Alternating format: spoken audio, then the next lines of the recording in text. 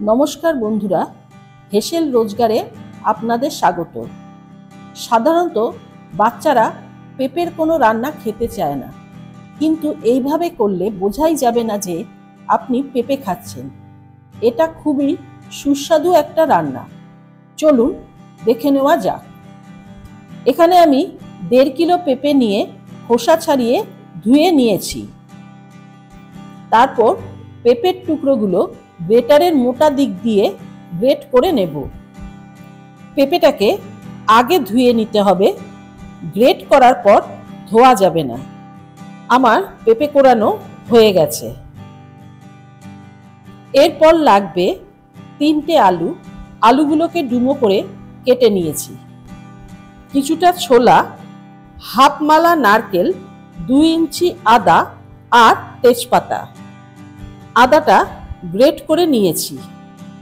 তারপর ওতে 2 চা চামচ ধনে গুঁড়ো, 2 চা চামচ জিরা গুঁড়ো, 1 চামচ লঙ্কা গুঁড়ো, ঝালটা স্বাদ অনুপাতে নেবেন।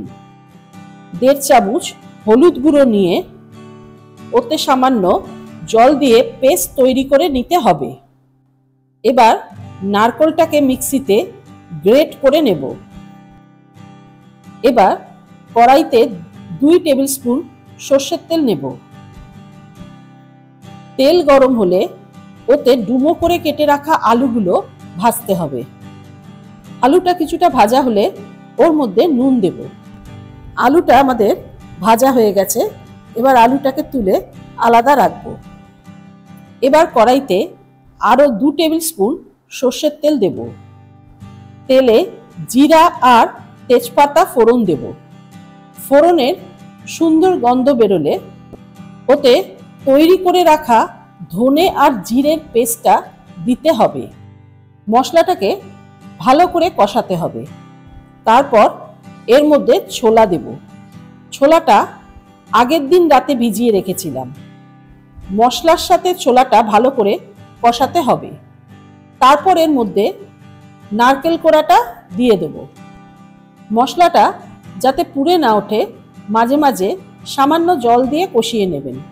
মশলা দিয়ে যখন তেল ছেড়ে আসবে তখন কোরানো পেঁপেটা দিয়ে দিতে হবে আর ভালো করে মশলার সাথে মেশাতে হবে। গ্যাসের ফ্লেমটা লোতে রেখেই করতে হবে, নাহলে তলায় লেগে যাওয়ার ভয় থাকে। এই রান্নাতে কিন্তু তেলটা খুব বুঝে দিতে হবে, নাহলে খেতে ভালো লাগে না। পেঁপেটা যখন কিছুটা কষে আসবে তখন এর মধ্যে আলুগুলো দিয়ে দেব। আলু দিয়ে ভালো করে মেশাতে হবে। তারপর এর মধ্যে নুন দিতে হবে। আবার ভালো করে কষাতে হবে। আলুগুলো যাতে সেদ্ধ হয়ে যায় সেই জন্য ঢাকনা দিয়ে দেব। মাঝে মধ্যে পেঁপেটাকে নাড়িয়ে নিতে হবে। আলুটা সেদ্ধ হয়ে গেলে এর মধ্যে চিনি দেব। নুন আর চিনিটা স্বাদ অনুপাতে দেবেন। আবার ভালো করে কষিয়ে নিতে হবে। চিনি দিলে সবজিটা তাড়াতাড়ি মজে যায়। প্রায় অনেকটাই মজে এসছে। এবার ওতে 2 টেবিল স্পুন ঘি দেব। ঘি দিয়ে আরও কিছুক্ষণ কষিয়ে নেব। আমাদের প্রায় অনেকটাই হয়ে গেছে। কষাতে কষাতে যখন পেঁপে থেকে তেল ছেড়ে আসবে তখন গ্যাস বন্ধ করব। আমাদের পেঁপে নারকেলের ঘন্ট তৈরি।